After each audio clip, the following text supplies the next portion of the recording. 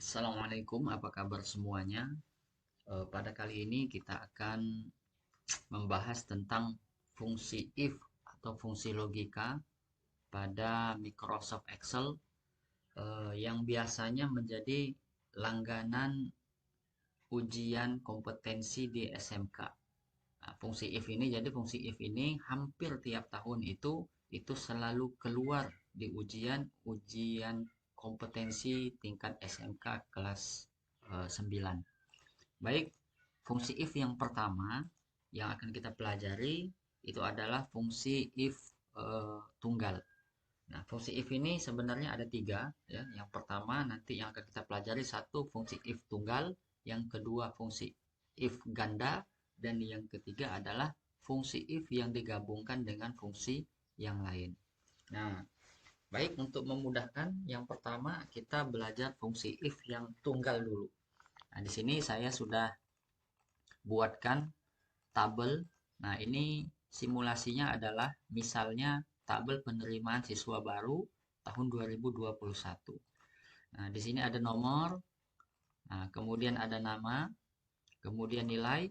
Nah, jadi penerimaan siswa baru ini me- ada tiga ujian yang dilewati. Yang pertama adalah ujian yang pertama, ujian yang kedua, ujian yang ketiga. Dan ini total skor hasil ujiannya, kemudian ini rata-ratanya.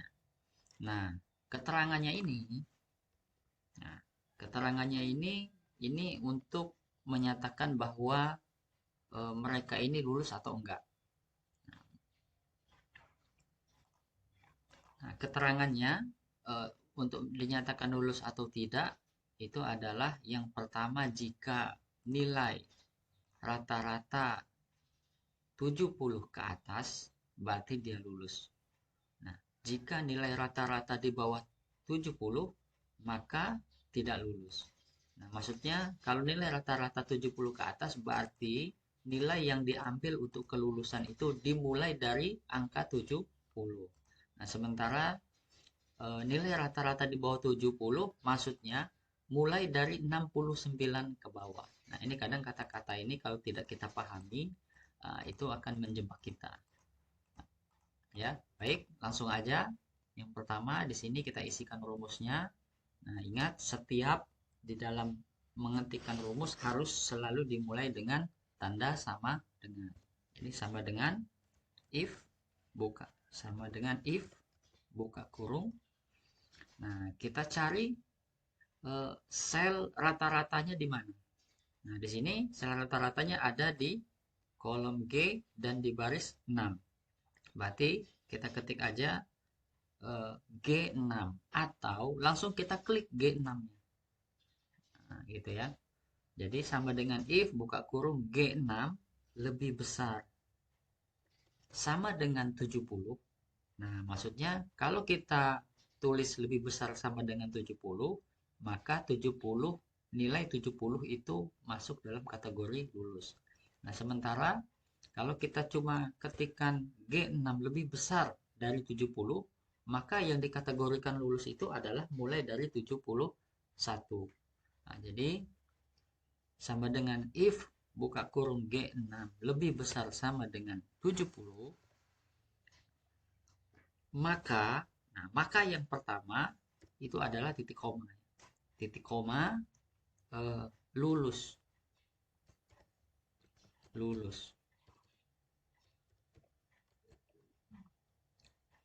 Jika tidak, maka tidak tidak lulus. Nah, di dalam pengetikan rumus, aturan bakunya kalau dia angka maka tidak ada tanda petik. Sementara kalau dia huruf, kalau kita ketikkan huruf maka harus menggunakan tanda petik. Nah, jika G6 lebih besar sama dengan 70 maka lulus. Jika tidak ini maksudnya titik koma yang kedua ini cara kita membacanya, memaknainya. Titik koma yang kedua ini adalah jika tidak. Nah, jika tidak, maka tidak lulus. Ya, kita enter aja, maka hasilnya tidak lulus. Ingat ketentuannya 70 ke atas, maka lulus. Jika di bawah 70, maka tidak lulus. Nah, ini kita lihat angkanya di bawah 70, 62,33. Kalau sudah begini, kita langsung kopikan aja ke bawah semua.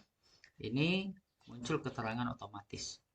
Ya, tidak lulus. 42 tidak lulus, 32 tidak lulus, 62 tidak lulus, kemudian 77 lulus, 82 lulus.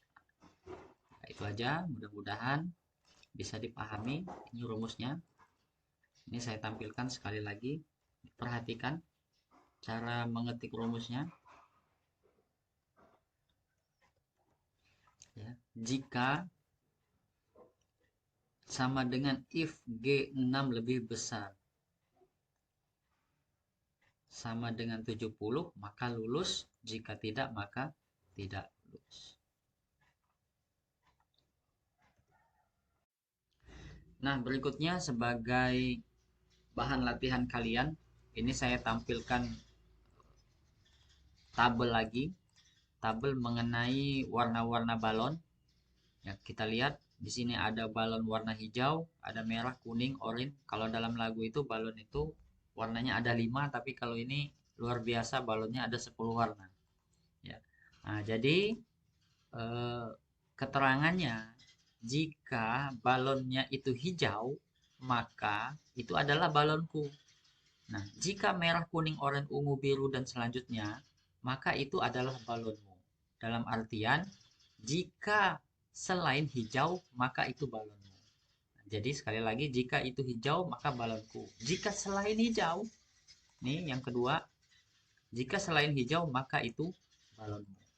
Baik, jadi langsung kalian kerjakan di rumah. Kemudian jawabannya silahkan dikirimkan melalui link drive Google nanti yang akan saya share di deskripsi. Ya, berikut dengan pertanyaan-pertanyaan lain sebagai bahan persiapan kalian untuk lebih memahami lagi tentang fungsi logika ini. Selamat mengerjakan.